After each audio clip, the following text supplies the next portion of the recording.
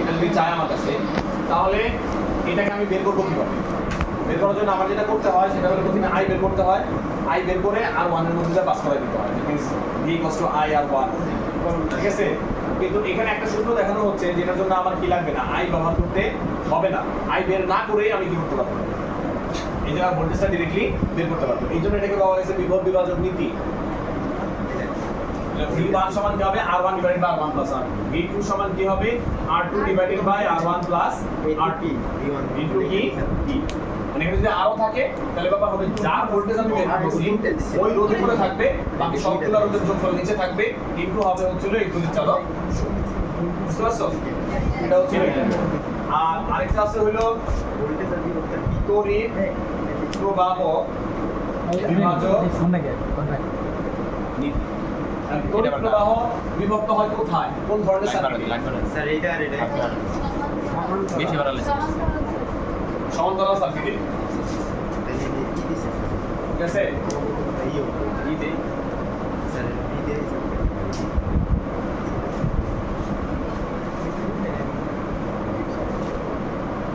আরে এই তো বি রে এইটা রে ভিটি রে সেক্ষেত্রে I1 সমান হবে হচ্ছে হলো R2 divided by R1 plus R2 into I। I2 সমান হবে হলো R1 divided by R1 plus R2 into I। ছোট হাতের 8 ইউলা ছোট 8 সাদা সূত্রটা কি দেখছো? তড়িৎ প্রবাহ বিভাজক নীতি, মানে এই যে দুটো পার্ট I1 এবং I2 ভাগ হয়ে গেছে। সার্কিটের মধ্যে তোমাদেরকে যদি I1 আর I2 বের করতে বলি তাহলে তোমরা কেমনে করবা? স্যার সূত্র দিন এই সূত্রটা করতে পারবা, 9 কেমনে করছো মনে আছে? ভি বাই আর। ওকে, মানে যদি না থাকে এটা আমরা আলাদাভাবে ক্লাসে আলোচনা করব। ঠিক আছে, পার্সোনাল আলোচনায় যাচ্ছি না। ওই নিয়মটা একটু বড়, বাট আমরা যদি এই সূত্র ব্যবহার করি তাহলে অনেক ছোটভাবে কি হয় জিনিসটা হয়ে যায়। তবে এই নিয়মের একটা লিমিটেশনস আছে। সেকেন্ড করে বলছে কি রে তোর বেটা ওই ফ্যামিলি পুরো মারা গেছে, পুরো ফ্যামিলি মারা গেছে, কেন গেছে ওই সিমেন্টে বাপ কথা না আরেকটু কষ্ট করো, অনেক কষ্ট করছো, আরেকটু কষ্ট করে পূর্ণতা দাও। ঠিক আছে নাকি? আরেকটু কষ্ট, কনসেন্ট্রেশনটা লুজ করো না এই মুহূর্তে। তাহলে এখানে I1 টা আমরা কেমনে বুঝবো, I1 টা কি হলো তাহলে? এই দুটো সূত্র মুখস্থ করার টেকনিকটা কি দাঁড়াচ্ছে? না না না, স্যার I1 এর ক্ষেত্রে উপরে R2 আর I2 এর ক্ষেত্রে একজনের বেলায় আরেকজন। উল্টায় I1 যখন বের করতেছি তখন উপরে থাকবে R2, R2 I2 যখন বের করতেছি তখন উপরে থাকবে R1। R1 নিচে হলো R1 plus R2 into I। এই সূত্রের মধ্যে একটা বিষয় আছে যে এখানে চাইলে আরো রোধ থাকতে পারে, কিন্তু এই সূত্রের সমস্যা হলো এখানে শুধুমাত্র এটা দুইটা রোধের জন্য প্রযোজ্য। এই সূত্রটা শুধুমাত্র দুইটা রোধের জন্য প্রযোজ্য। এর বেশি রোধ থাকলে তার জন্য এই সূত্র প্রযোজ্য না।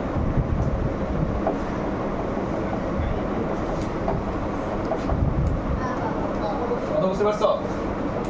কিন্তু এই সূত্র এখানে আরো রোধ থাকলে তার জন্য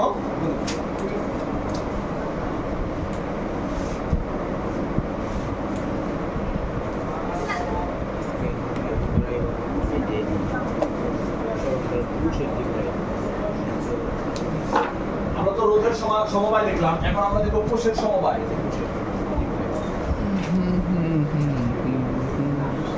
কোষের সমবায় বলতে কি বোঝায়, কি মনে হয়? কোষের সমবায় থার্ড প্রথম নিউক্লিয়াস ডিএনএ কিছু বোঝা যায়? কোষের সমবায় কোথায় নয় কোষের সমবায় মানে হলো যেখানে আমরা একাধিক কোষ ব্যবহার করব, সেটা হলো কোষের সমবায়। ঠিক আছে, কোষের সমবায় দুই প্রকার, শ্রেণী সমবায় আর হচ্ছে হলো সমান্তরাল সমবায়। শ্রেণী সমবায় দেখতে কেমন? এরকম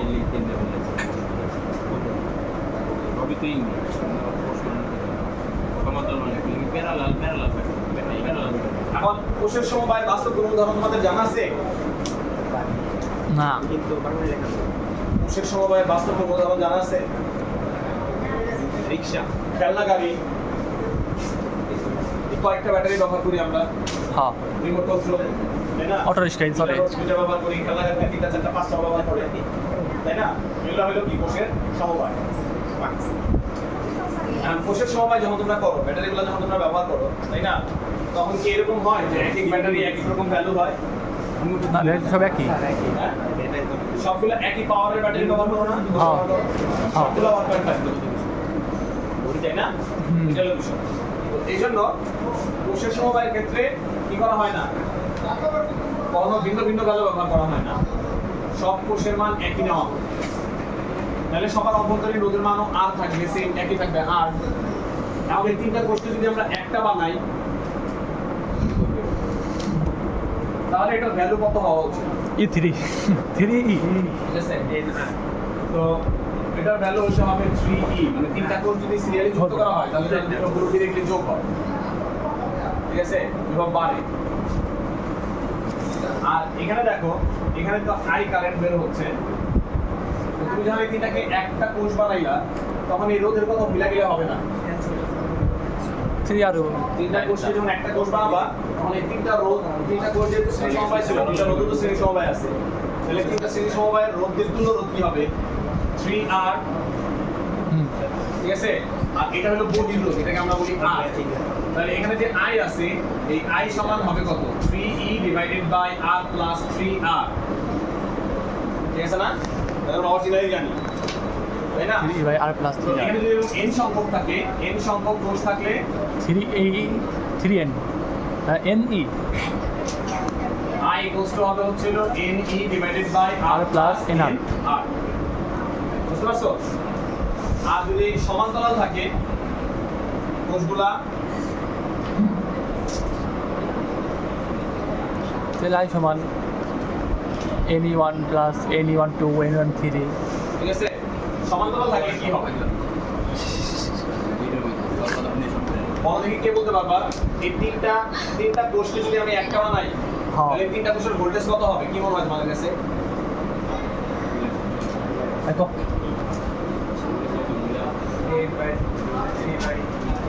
হ্যাঁ? কিছু মনে হয় না? ভোল্টেজ খালি 1 বাই খালি কেন হবে?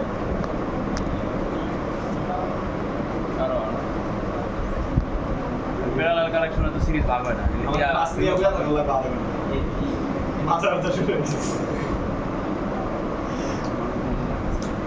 ওটা ধরে দাঁড়াইছে।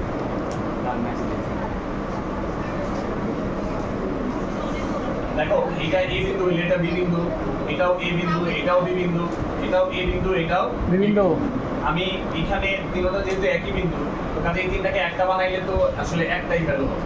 ঠিক আছে? এখানে অ্যাকচুয়ালি কি হবে না, ভোল্টেজ চেঞ্জ হবে না। যদি আমি তিনটা ব্যাটারি লাগাইছি সমান্তরাল ভাবে, বা এই তিনটা ব্যাটারি সমান্তরাল ভাবে লাগানোর কারণে আমরা কি ভোল্টেজই পাবো, কি পাবো? সিরিয়ালি লাগাইলে বেশি হয়, সমান্তরাল লাগাইলে একই হয়। ঠিক আছে? তো তাহলে এটা হলো কি এর ভ্যালু। কিন্তু এখানে যে রোধগুলো আছে, পূর্ণ রোধগুলো, মানে সরি অভ্যন্তরীণ রোধ আছে, এই তিনটা রোধকে যখন একটা রোধ বানাবো তখন এটার ভ্যালু কত হবে?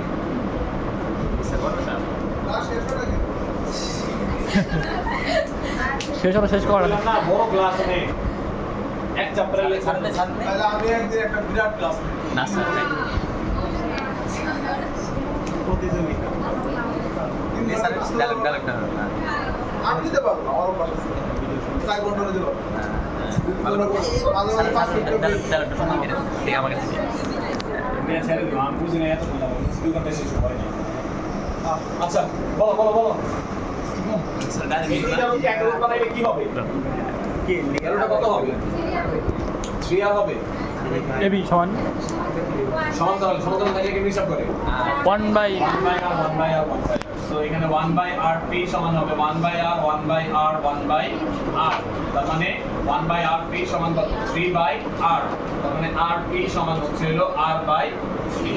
ঠিক আছে? সো এখানে হবে হচ্ছে হলো কি r/3, মানে হলো r। তাহলে এখানে যে কারেন্টটা বের হচ্ছে i, সেই i সমান হবে হচ্ছে হলো e/r প্লাস কত? r/3।